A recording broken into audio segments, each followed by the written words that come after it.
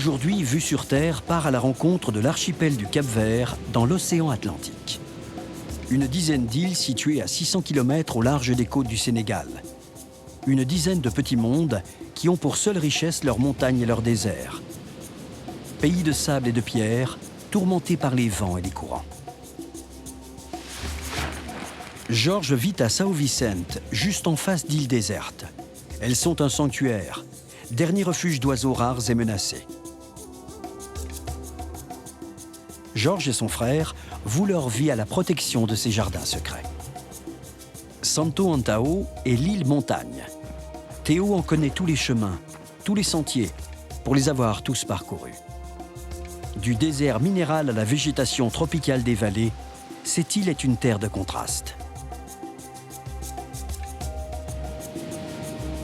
Fils du vent et des vagues, Mitou est un champion de kitesurf. L'océan est son espace de vie. C'est à Salles qu'il a grandi.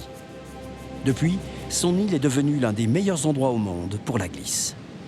Il y a des fois, moi, je l'ai tout seul comme ça. Il n'y a rien de personne, pas du bruit de voiture, rien. Et je pense, j'ai dit, ça c'est incroyable, tu vois. Moi, pour moi, il n'y a pas d'argent qui paye ça, tu vois. Ça, c'est tout naturel et moi, j'ai ça. Et pour moi, c'est super.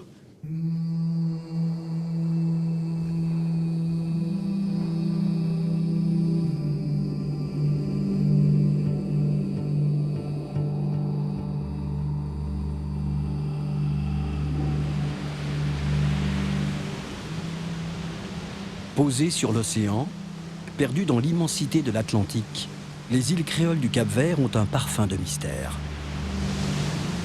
Jusqu'au XVIe siècle, l'archipel ne figurait même pas sur les cartes. Arabe ou portugais, on ne sait pas vraiment qui les découvrit en premier. L'archipel est composé d'une dizaine d'îles, dont 9 sont habitées, et de quelques îlots. Des roches sombres, volcaniques, offertes aux vagues et aux courants.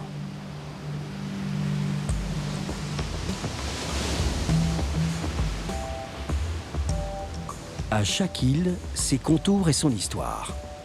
Chacun de ces univers est isolé par des kilomètres d'océan, souvent infranchissables les jours de vent et de tempête.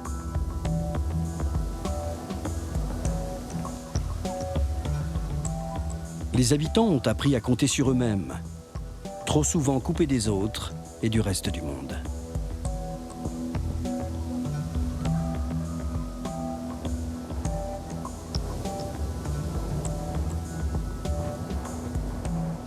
De ces îles créoles du Cap-Vert, São Vicente est une des plus arides. Une île volcanique dénuée de végétation. Et pourtant, c'est là que Georges a trouvé un sens à sa vie, au plus près des pêcheurs. Ces pêcheurs capverdiens qui ont le regard à fleur d'océan, à la recherche des bancs de thon. Quand je suis arrivé, il n'y avait pas d'électricité, pas de téléphone, pas de portable. Pendant des années, j'ai habité à Callao, tout seul, sans lumière. Mais j'étais heureux, car je vivais dans la communauté des pêcheurs. Le plus important, c'est d'être proche de la mer, proche des gens et essayer de les aider le mieux possible.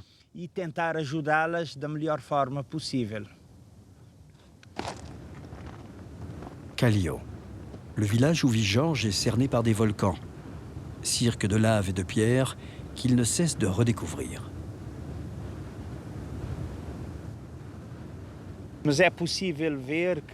D'ici, on peut voir toute cette beauté, ce vent, la négritude de la roche, les nids des aigles pêcheurs. Tout ça fait que cet endroit est mythique. Le volcan de Viana est pour beaucoup de gens un endroit mystique même.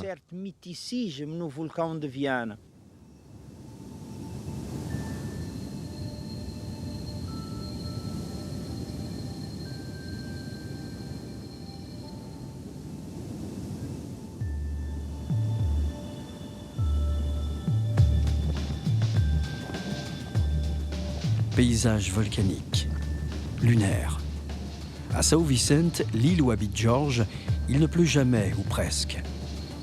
C'est une île désolée, où se dégage une beauté à l'état brut.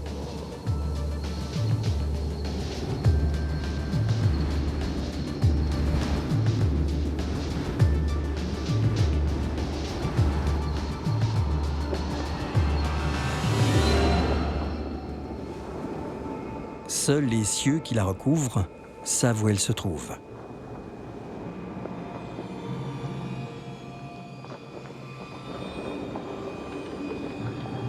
De loin, on la croirait inhabitée, abandonnée des hommes car trop hostile.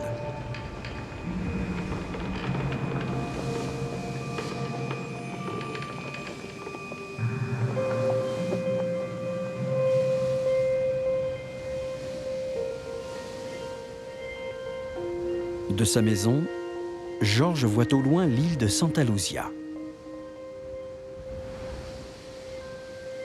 Avec ses 35 km², c'est la plus petite île du Cap-Vert.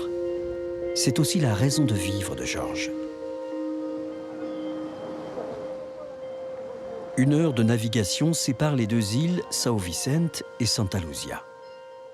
Une heure par beau temps, car dès que la mer se forme, le chenal devient impraticable.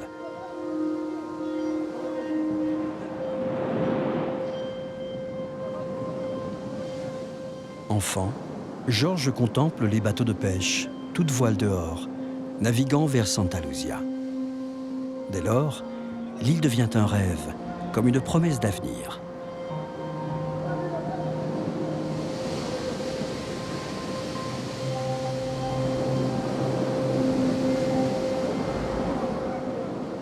Quand Georges s'y rend avec ses parents, il a 15 ans.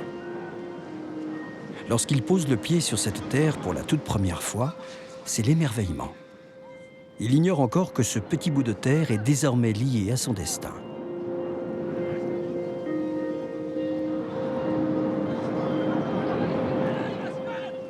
Santa Luzia attire à elle les hommes de la mer. Certains tenteront même de s'y installer, d'y élever du bétail. Peine perdue. Trop loin de tout, sans eau, sans ressources, ils disparurent un à un. L'île a eu raison d'eux.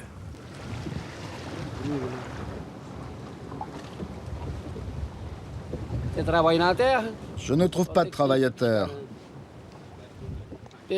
Alors il faut chercher dans la mer. Il n'y a pas beaucoup de poissons. Mais à la maison, il faut bien qu'on mange.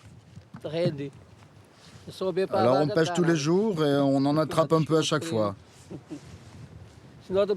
Aujourd'hui, on n'a pas eu grand-chose pour l'instant. Ici, c'est très bien, il y a du poisson. Alors on reste dans ce coin 4, 5, 6 jours, et puis on rentre.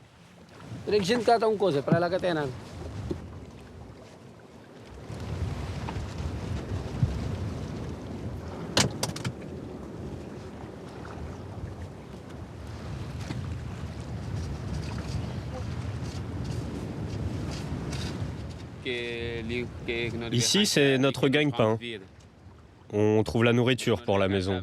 Et là-bas, ils nous attendent. On dort tous à Santa Luzia, même s'il fait froid et même si la pluie nous tombe dessus.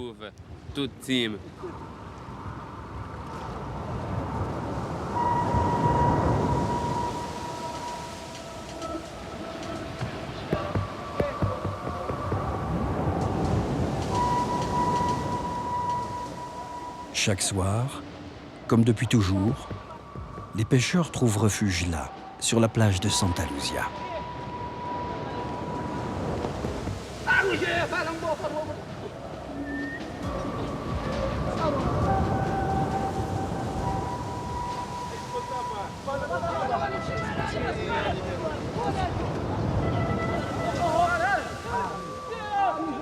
Ils dormiront à même le sable.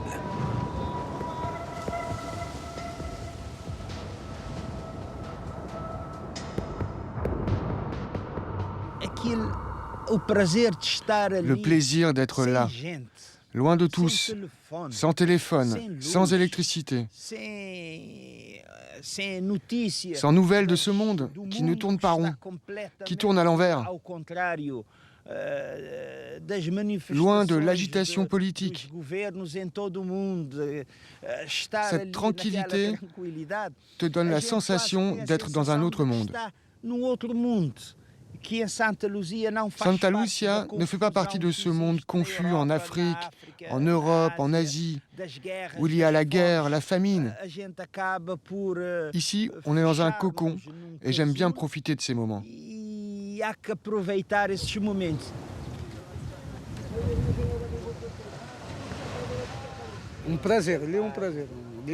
C'est très bien ici. Je quitte l'île le samedi et je reviens dès le lundi. Mais c'est toujours un plaisir de revenir.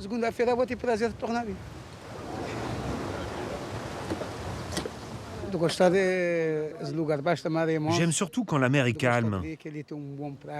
Il y a une belle plage pour accoster. Et puis c'est un endroit libre. Malheureusement, parfois il pleut et c'est plus difficile pour vivre ici.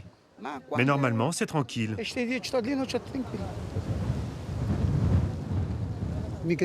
En fait, je n'ai jamais quitté cet endroit.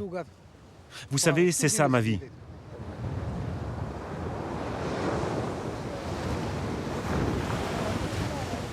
Silver est le capitaine d'un bateau de pêche. Il fait partie de ces marins qui acceptent la mer et qui paraissent ne pas la subir. D'ailleurs, il lui donne tout son temps.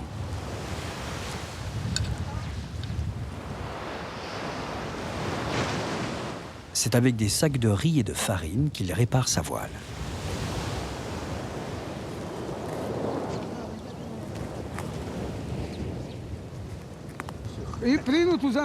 Nous, on utilise plutôt la voile pour naviguer, le moins possible le moteur. Les meilleurs sacs, ce sont les bleus. Ils tiennent bien 3 ans. Les blancs, par contre, eux, ils tiennent 6 mois, pas plus.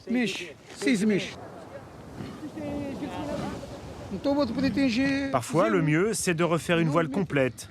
Sinon, ça se déchire par petits bouts et tu perds du temps à le réparer.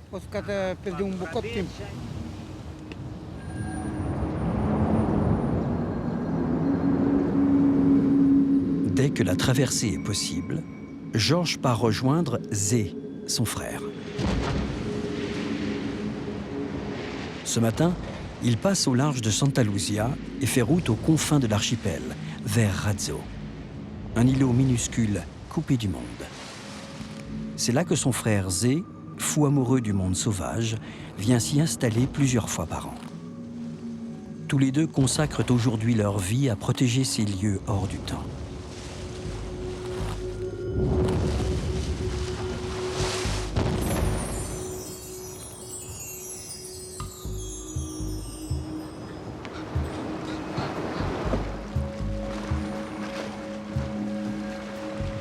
Razzo, Georges en est fier. Avec son frère, ils ont fait de ces espaces une zone protégée, une réserve intégrale d'une faune rare. C'est le refuge et le lieu de reproduction d'une espèce menacée qu'on ne trouve qu'à cet endroit, les cagaras.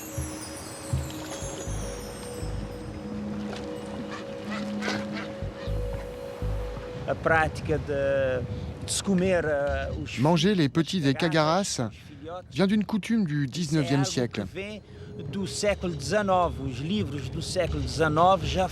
Ça vient de l'époque des bateaux, des caravelles portugaises qui passaient par ici.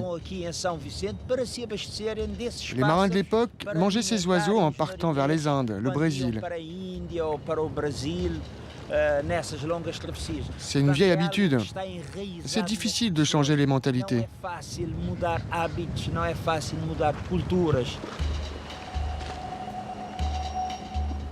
Cet oiseau, pour son plus grand malheur, a la réputation dans les légendes de marins d'être aphrodisiaque, comme la corne du rhinocéros ou les ailerons de requin, et de guérir certaines maladies. Georges se bat contre ces vieilles croyances pour le sauver. Lui, c'est Zé, le frère de Georges.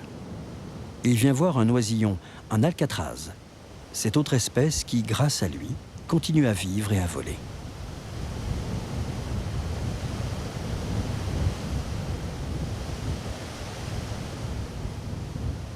Sur ce bout de terre d'à peine quelques kilomètres carrés, Zé entre dans une autre dimension.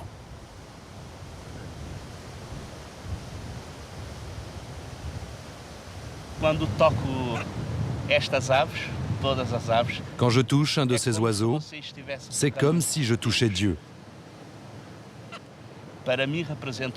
Pour moi, il représente Dieu. C'est quelque chose qui est difficile à expliquer. Parce que ce que je ressens, c'est un contact avec les forces de la création.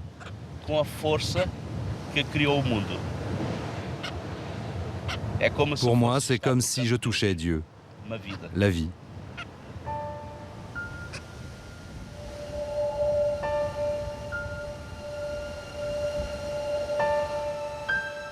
Le combat des deux frères semble tourner en leur faveur. Les colonies d'oiseaux augmentent chaque année.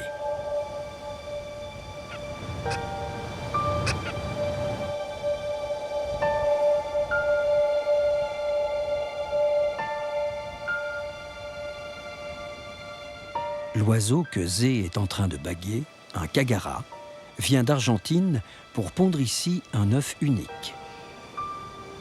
Quand Zé l'a récupéré, il était blessé. Il l'a soigné et nourri. Comme ces oiseaux ne mangent que du poisson cru, Zé a dû mastiquer chaque jour des poissons entiers et les régurgiter dans son bec.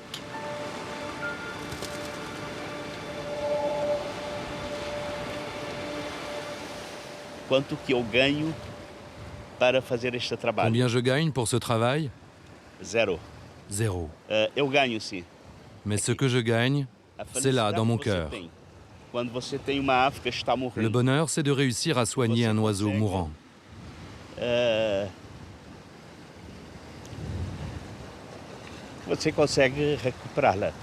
Quand tu le récupères,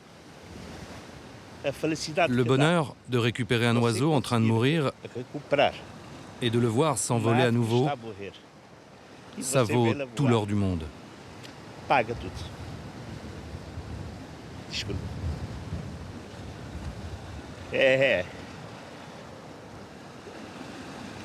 Il n'y a rien au monde qui vaut ce bonheur que je ressens.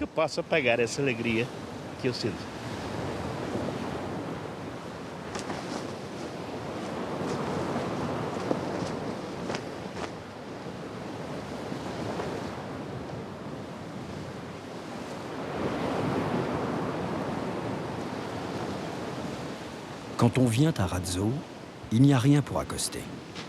Georges laisse son bateau au mouillage et plonge pour retrouver son frère sur l'île des oiseaux.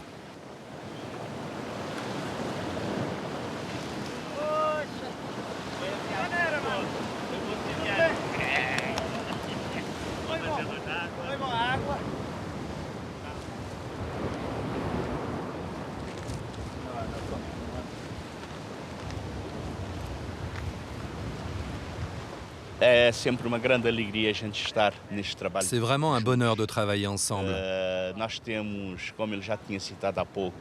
On a grandi près de ces îles sauvages, Santa Lucia et Raso. Nos parents nous ont transmis à tous les deux l'amour pour la nature et le désir de la sauver.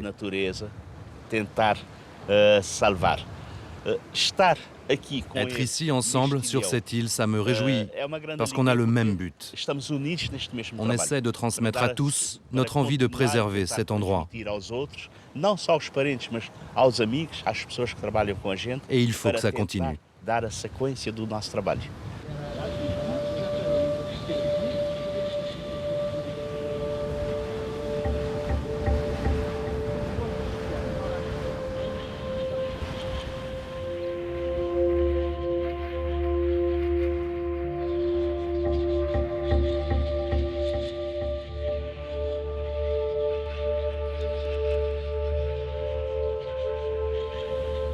Georges et son frère ont amené un oiseau bien fragile sur Razzo.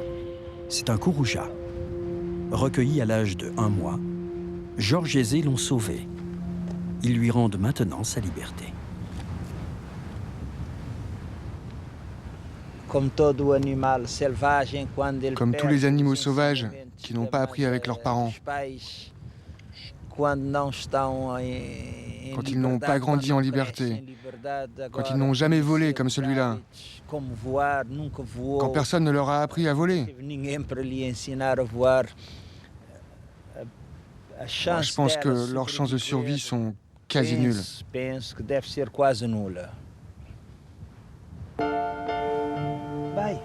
Vas-y, vas-y, vas-y, c'est ta chance.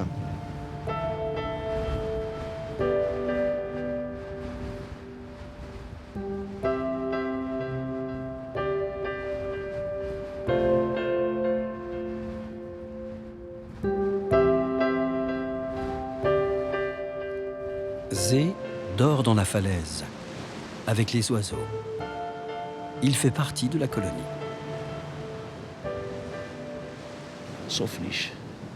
Je suis heureux, 100% heureux. Il n'y a rien à ajouter. Malheureusement, peu d'hommes atteignent ce bonheur. Tout ça parce que dans leur vie, ils cherchent à accumuler tous ces biens matériels. Pourquoi ?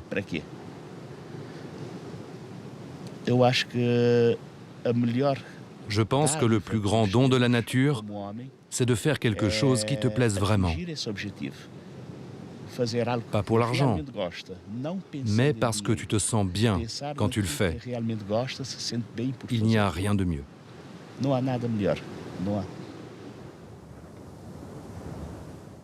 Tant qu'il y aura des hommes comme Georges et Zé, les oiseaux continueront de voler.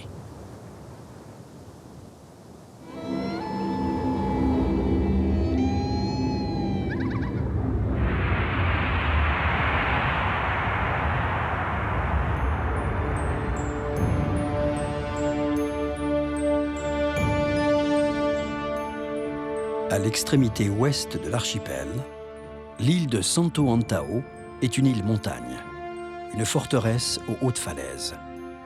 C'est l'une des plus élevées du Cap-Vert.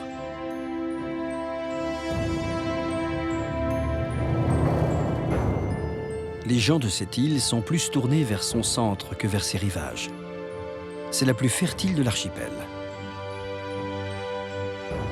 Mais en altitude, c'est presque un désert.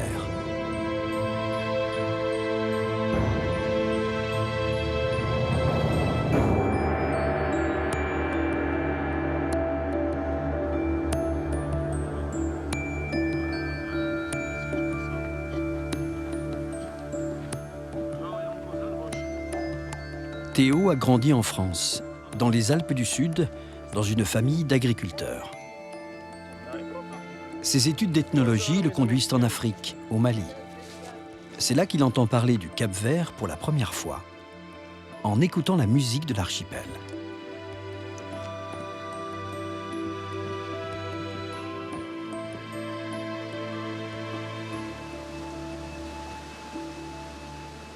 Depuis, 10 années se sont écoulées.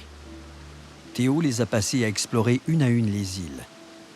Il est tombé amoureux de l'une d'entre elles. Cette île, c'est Santo Antão. C'est dangereux ici. Je vais vous montrer comment on passe. Faut aller doucement, ça glisse.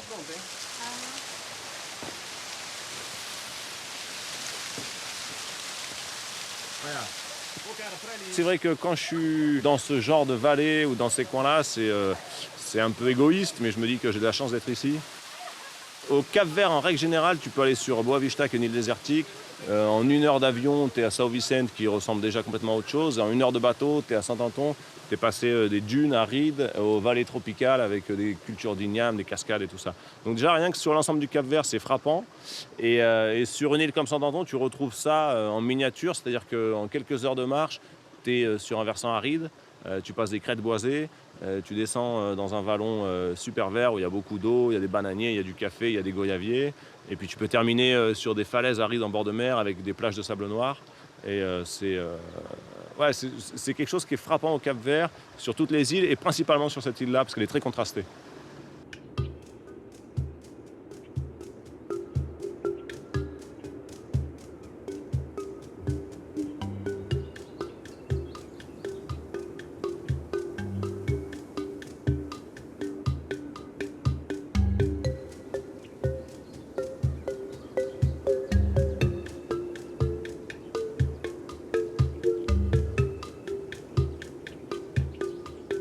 Théo ne s'est pas trompé. Il a trouvé sur cette île la vie qu'il aime. Il la partage.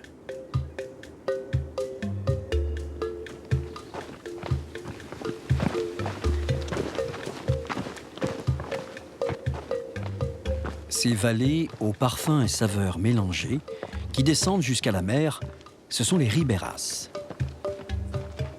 Les chemins sont taillés à flanc de falaise. Longue série de lacets qui relient les hommes entre eux. À Santo Antão, marcher n'est pas un loisir, c'est une nécessité. C'est vrai que le Cap-Vert, il y a très peu de routes en fait. Il y a très peu de routes et donc une grande partie des gens vivent loin des routes et une grande partie des vallées, des montagnes, des paysages sont accessibles qu'à pied. Après moi, où j'ai de la chance, c'est que c'est quelque chose que j'aime depuis que je suis petit, je ne sais pas pourquoi, mais voilà, j'aime crapahuter depuis que je suis gamin et j'ai tout le temps eu la curiosité d'aller voir qu'est-ce qu'il y a derrière cette crête-là et commencer sur ce sommet. C'est quelque chose d'assez naturel. Chaque sentier conduit à des hameaux, quelques fermes inaccessibles. Canne à sucre, igname, mangue ou encore papaye, ceux qui vivent là travaillent la terre. Ils gagnent sur la montagne des espaces cultivables. C'est là que vit Maria Tita. Au fil des rencontres, elle est devenue l'amie de Théo.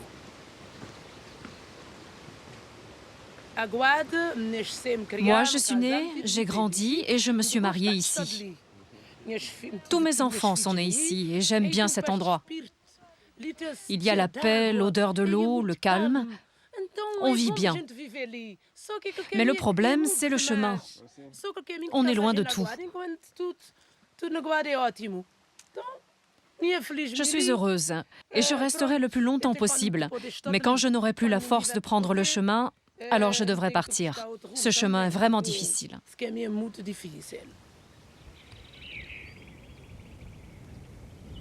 Thelma et Marlène se destinent à une autre vie. Ces deux étudiantes en architecture veulent devenir guides. Théo leur apprend un métier d'avenir et une façon de mieux partager leur pays. Elles devront apprendre à lire ces pistes escarpées. Aucune d'entre elles n'est balisée. Là, on est sur ce qu'on appelle le Planalto Nord, ça veut dire le plateau d'altitude du Nord, sur lequel il y a le sommet. Donc c'est un plateau qui culmine à un peu plus de 1900 mètres et qui est une zone peu peuplée, d'élevage, il y a quelques bergers, et assez aride, et qui est sympa parce que tu vois pas grand monde déjà, c'est très minéral et un petit peu venté. Quand je viens ici, c'est un coin où vraiment je me fais plaisir. T'as un peu cette ambiance de grands espaces où finalement tu as l'impression qu'il n'y a pas de limite, tout est ouvert et tu peux aller un petit peu partout, quoi. Tu vois cette montagne? Tu suis ce chemin-là? Nous, on est ici. C'est écrit 1300 mètres. On pourrait pas couper par là? Non, cette montagne est trop dangereuse. On n'essaie même pas. On doit passer par ici ou par ici. Là, c'est trop sec. J'avais une prof de français qui disait la liberté, c'est pas d'avoir aucune contrainte, c'est d'avoir des contraintes qu'on aime et qu'on apprécie et qu'on accepte. Et moi, c'est ça. C'est vrai que les contraintes de mon travail, c'est des contraintes qui sont pas des contraintes parce que c'est quelque chose que j'aime. Moi, je me sens dans mon élément, je me sens libre, je sens que je suis en train de faire ce que j'aime et ça procure beaucoup de plaisir.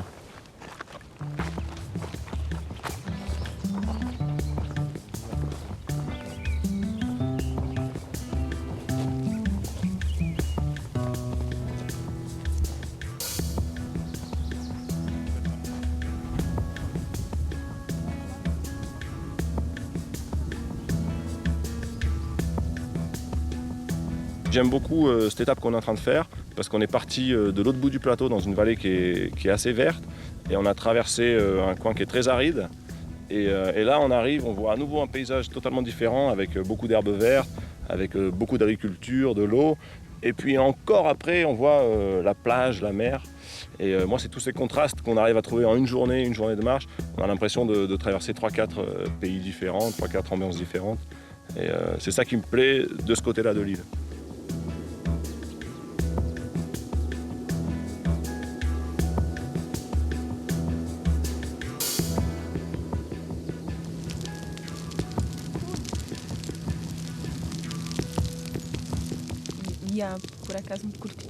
J'aime bien camper. C'est un moment agréable. Aujourd'hui, on a pas mal marché. On a découvert beaucoup d'endroits. On a de la chance d'arriver ici et de préparer à manger. Et en plus, profiter d'un coucher de soleil comme celui-là, c'est super.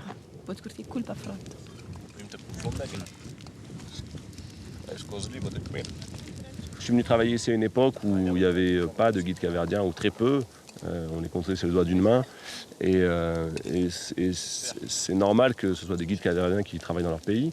D'abord, les Capverdiens, c'est des gens qui sont attachés à leur pays, qui ont envie d'y rester.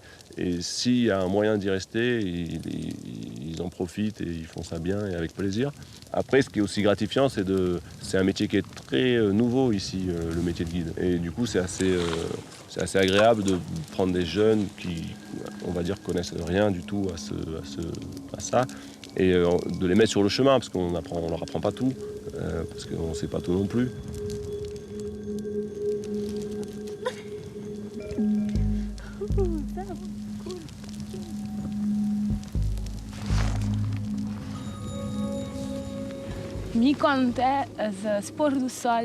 Quand je vois un coucher de soleil comme celui-là, j'ai envie de le peindre. C'est tellement beau. Ça m'émeut. C'est spectaculaire. J'ai envie de l'immortaliser pour toujours sur une toile.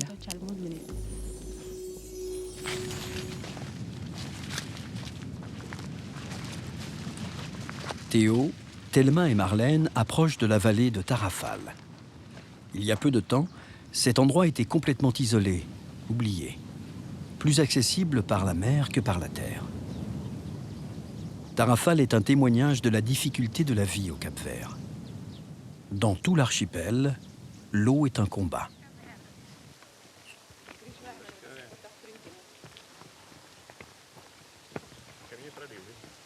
Il y a des siècles de cela, les agriculteurs ont détourné les sources des montagnes pour les conduire vers leur culture en terrasse. Ce système d'irrigation permet aujourd'hui de faire pousser fruits et légumes. Il n'a pas beaucoup de terre, mais de l'eau, il a pas mal. Il a des sources dans les montagnes, donc ils construisent ça. Il amène la terre et ils plantent les ignames. Et c'est comme ça qu'ils font l'irrigation et ça marche très bien. On est dans une île il y a pas mal de montagnes, il y a les nuages qui s'accrochent et c'est comme ça qu'il y a de l'eau dans les montagnes. Et après, il y a des tuyaux qui amènent l'eau tout en bas et ça permet de faire l'irrigation dans les vallées. Et c'est pour ça qu'on a pas mal de vallées qui sont bien vertes. Et après, c'est marrant qu'on voit les verts. Après, il y a l'aride, comme dans les plateaux, c'est totalement désertique, aride. Et tu arrives ici, tu as des verts foncés, après ça c'est vraiment joli avec le soleil, c'est magnifique. C'est vraiment beau et ici il n'y a pas de réseau, tu restes toute seule, isolée, ça c'est très bon pour un week-end après travailler. Si tu viens ici, ça c'est magique. Tarrafal est vraiment un bout du monde. Pour Théo, c'est son endroit préféré. D'ailleurs, il envisage d'y trouver une petite maison de pêcheur.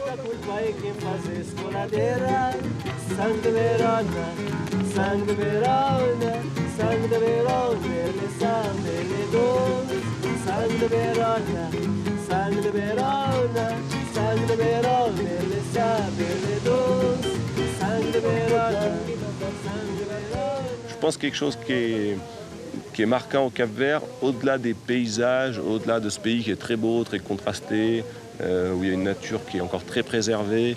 Je pense que c'est vrai que la force du Cap-Vert, c'est le peuple capverdien. Le peuple capverdien, c'est beaucoup d'enthousiasme, beaucoup de joie de vivre, un sens de l'accueil qui s'est perdu dans beaucoup d'endroits, je pense. Et un goût du partage aussi, qui en tout cas, n'existe plus beaucoup chez nous, en tout cas pas sous cette forme-là. Parce que c'est souvent des gens très simples, mais qui sont prêts à partager tout ce qu'ils ont, même si c'est 3 fois rien, même si c'est 2 bananes ou un fromage de chèvre.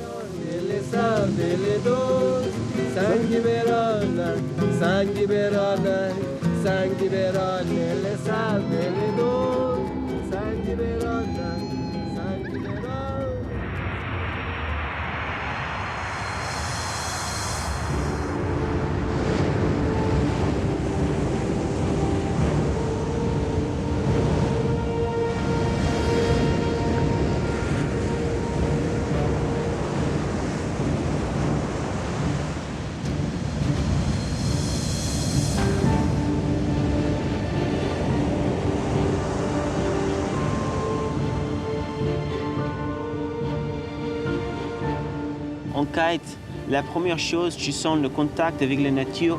Quand tu mets de la main dans l'eau, tu touches l'eau et tu sens le vent, tu vois, qu'il arrive. Et après, quand tu sautes, il n'y a rien. Tu es dans l'air, jusque le vent, tu écoutes le vent, et même aussi le vague qui casse. Et ça, c'est une sensation c'est magnifique, tu vois. C'est ça, c'est mon drogue. Et après, tu arrives le soir, tu es tellement fatigué que tu dors bien et tu réveilles avec le vague et le vent, le kite.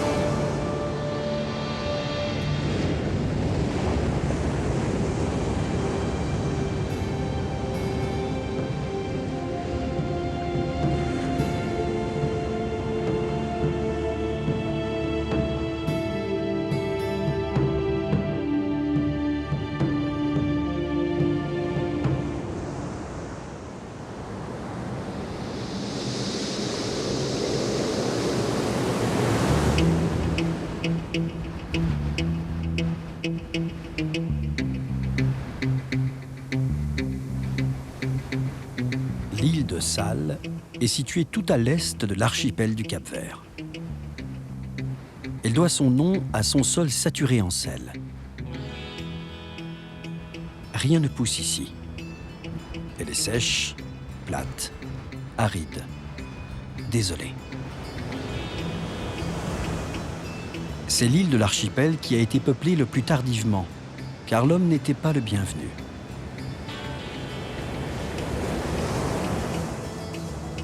Ici, les alizés soufflent 10 mois sur 12. Ils remuent l'océan et semblent vouloir dessiner l'île pour la rendre inhospitalière.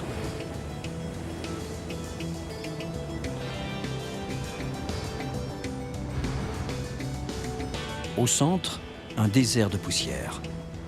Les vents qui y soufflent en permanence transportent sur ces terres les sables du Sahara.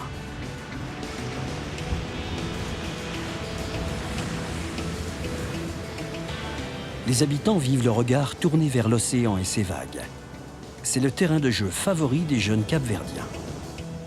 Avec 350 jours de soleil par an, ces vagues et les alizés, Sal est surnommée l'Hawaï de l'Atlantique.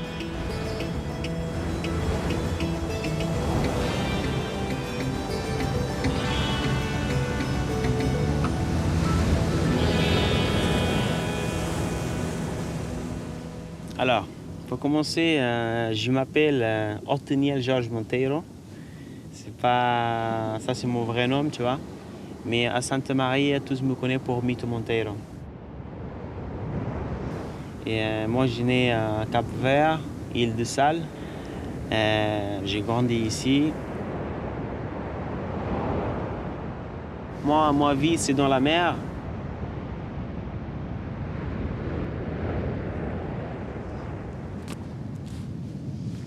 Mitou pratique le kitesurf, un sport qui allie la force du vent et la puissance des vagues. À 28 ans, il a été 2 fois champion du monde dans cette discipline et grâce à cela, il a parcouru et découvert la planète. Le kitesurf est un sport simple en apparence, mais en fait très subtil. C'est un jeu de cerf-volant et de glisse à la surface de l'océan.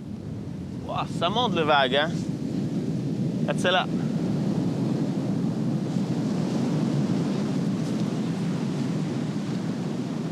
Là, j'ai fait la compétition, j'étais au Pérou, au Maurice, et après j'étais un peu en Italie, mais j'ai envie de venir ici dans mon île, tranquille avec no stress, et là maintenant j'ai envie d'aller dans l'eau. Là, ça fait 4 jours qu'il y avait pas assez de vent, alors jusqu'à un peu de surf et pêcher aussi, tu vois, et maintenant j'ai envie d'aller dans l'eau.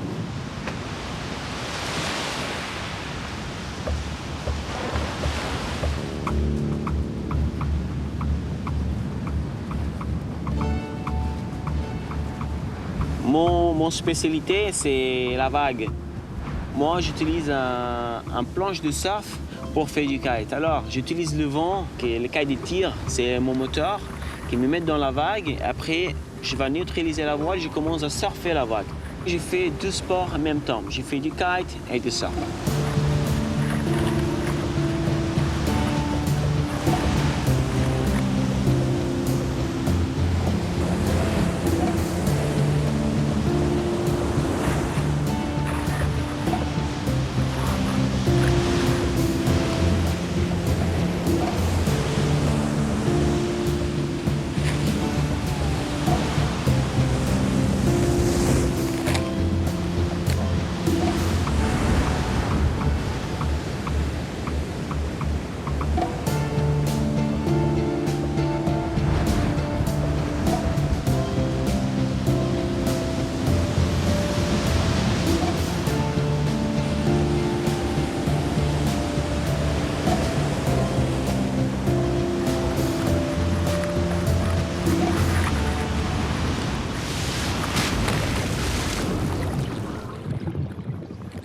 Pour moi, c'est ça la sensation du kite, la liberté, et que tu es dans la nature, tu écoutes le bruit de la mer, le vague, le poisson qui saute, toutes les choses comme ça. Ça, c'est pas une autre chose comme ça, tu vois, c'est la liberté totale.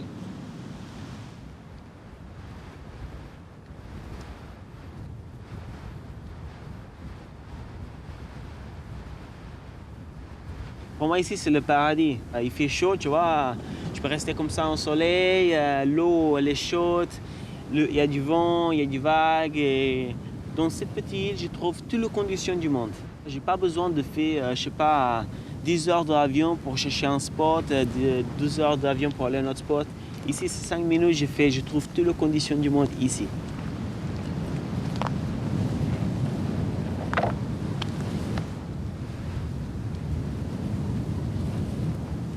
Alors, l'Afrique, c'est par là. On trouve même devant le Sénégal. Et après, il y a l'Europe, c'est par là. Et Brésil, c'est de côté là-bas. Et voilà.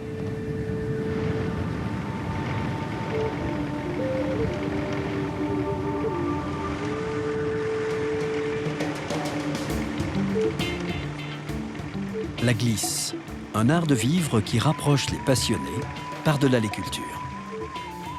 Quand il est arrivé à Salles, il y a 20 ans, Jérôme a tout de suite compris qu'il pourrait vivre pleinement sa passion pour la mer.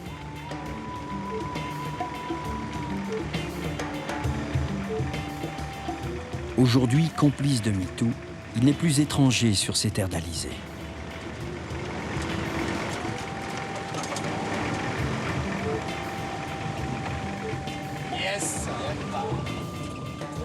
Après avoir été l'un des pionniers de la glisse au Cap-Vert, Jérôme n'a plus quitté l'archipel. Comme beaucoup, il a été envoûté par la beauté qui s'en dégage.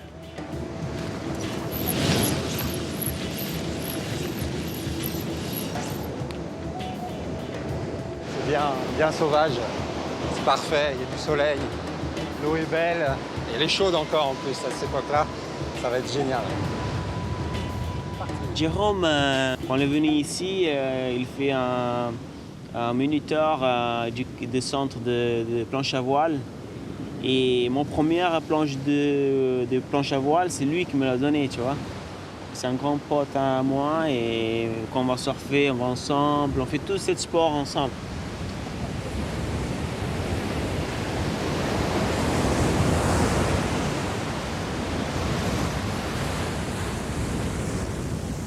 Pour moi, d'aller dans l'eau presque tous les jours, c'est comme un baptême journalier, quoi. C'est un truc après qui est nécessaire. C'est une passion très forte. Donc il faut être toujours prêt pour assouvir sa passion. Hein. Parce que s'il y a quelque chose à prendre, il faut être là pour le prendre, quoi. Parce que demain, peut-être que ce ne sera plus là. Et nous non plus, d'ailleurs.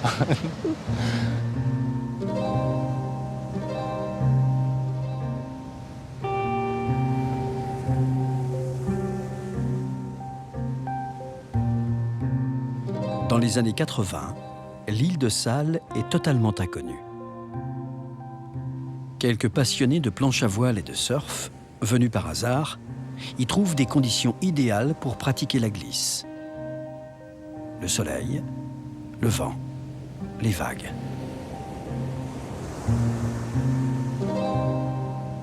Avec leurs planches, ils tracent les premières courbes au large du Cap-Vert.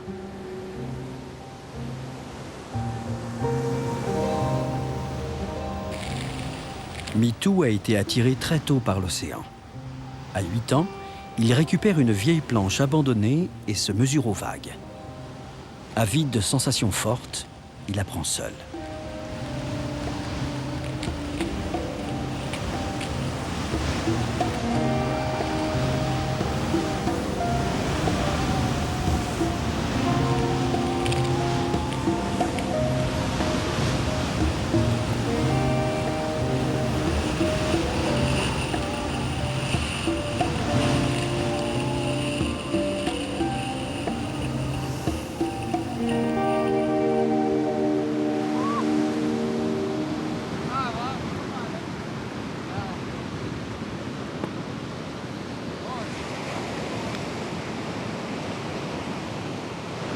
Ouais, là on n'est pas emmerdé, hein. Ça c'est clair. Juste le bruit des vagues, du vent. Et voilà, la liberté totale. Le fun. Trop bon, trop bon. Excellent. Wouh!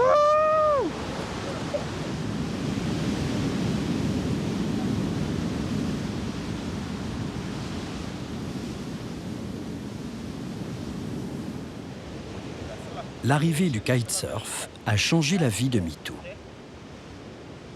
Santa Maria, le village de son enfance, est devenu grâce à lui un des lieux incontournables sur le parcours des amoureux du vent et des vagues.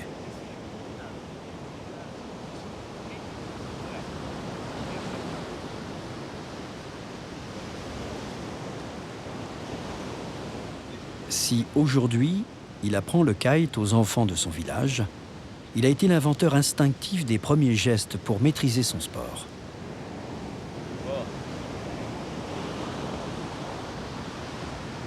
Mais sans technique ni expérience, cet apprentissage n'a pas toujours été facile.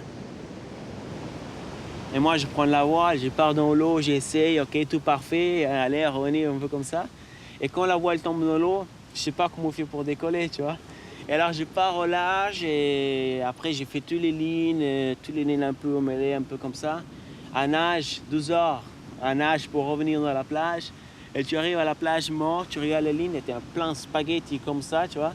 Et après, à 3 heures là, pour moi, tu as envie de couper tout, tu vois. Et tout ça, c'était bien, pourquoi c'est toute expérience, tu vois. Une expérience que Mitou souhaite transmettre aux enfants de son île, et même au-delà. Cette école de la vie, il a besoin de la partager avec eux.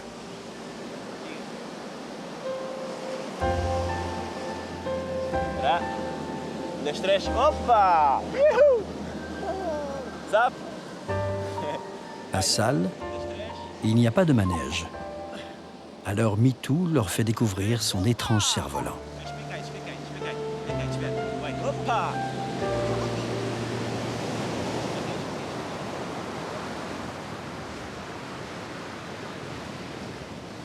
C'est là que je prends toute mon énergie avec le vent et le vague. Chaque fois que je navigue, que je surfe, je prends la vague, et ça me donne plus d'énergie. Et ça donne aussi plus envie de vivre. C'est une chose, c'est très bon, tu vois, c'est très naturel. C'est difficile pour expliquer. Il faut vivre. Il y a des fois, tu es dans l'eau, tu vois le coucher du soleil, le orange du soleil qui descend dans l'eau. Et il y a des fois, moi, je l'ai tout seul comme ça. Il n'y a rien de personne, pas du bruit de voiture, rien. Et je pense, je dis, ça, c'est incroyable, tu vois. Pour moi, il n'y a pas d'argent qui paye ça, tu vois. Ça, c'est tout naturel et moi, j'ai ça. Et pour moi, c'est super. Pour Mitou, les vagues ont été le chemin qui mène à la liberté. Aujourd'hui, il a la sagesse des grands voyageurs et il sait que sa plus grande richesse est ici même, sur son île, au milieu de l'Atlantique.